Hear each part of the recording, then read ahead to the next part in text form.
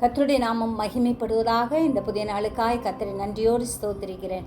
இந்த புதிய நாளின் தியானத்துக்காய் எடுத்துக்கொண்ட வசனம் மீகா 2வது அதிகாரம் 13வது வசனம். தடைகளை நீக்கி போடுகிறவர் அவர்களுக்கு முன்பாக நடந்து போகிறார். அவர்கள் தடைகளை நீக்கி வாசலால் உட்பிரவேசித்து கடந்து போவார்கள். அவர்கள் ராஜா அவர்களுக்கு முன்பாக போவார். கர்த்தர் அவர்கள் முன்னணியில் நடந்து போவார். ஆம், தடைகளை நீக்கி போடுகிற ஜெய கிறிஸ்து நம் முன்னே செல்கிறார். கர்த்தர் நமக்கு தந்த எல்லா வாக்குத்தத்தங்களையும் நாம் இறுக பற்றி கொள்வோம்.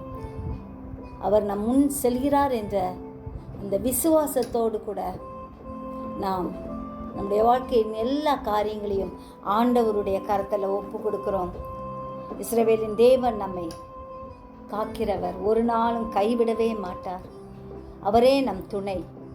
அவரே எல்லா தடைகளையும் நிர்மூலமாக்கி போடுவார். கர்த்தர் நமக்கு துணை என்பதை மறந்துவிடாதபடி வெற்றியின் பாதையில் முன்னேறி செல்வோம்.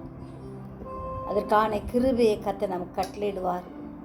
அவரே நமக்காக யாவையும் செய்து முடிக்கிற தேவன் என்ற நம்பிக்கையோடு கூட முன்னேறுவோம். கர்த்தர் நம்மை ஆசீர்வதிப்பார். ஜெபிப்போமா.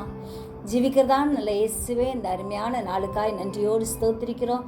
எங்களை தாழ்த்தி உடைய கருத்தில் ஒப்பு கொடுக்கிறோம். சிறியோர் முதல் பெரியோர் வரை ஒவ்வொருவரையும் ஆசீர்வதிங்க. தூரத்திலும் சமீபத்திலும் இருக்கும் உடைய பிள்ளைகளை பாதுகாத்துக்கங்க. அப்பா, எங்கள் ஆண்டவரே, வீடுகளின் அருகில் இருக்கிற உடைய பிள்ளைகள் ஒவ்வொருவருக்கு வேண்டிய கிருபைகளை தாங்க. அவருடைய வாழ்க்கையை செழிக்க செய்யும்படியாய் ஜெபிக்கிறோம். ஆண்டவரே, நீரே பாதுகாத்துக்கங்க, பலப்படுத்துங்க. சமாதானத்தின் தேவன், உலகம் தரக்கூடாத சமாதானத்தை ஒவ்வொருவருக்கும் தாங்க, வழி நடத்துங்க, பாதுகாத்து கொள்ளுங்க. இயேசு மூலம் ஜெபம் கேளும் பிதாவே, ஆமென்.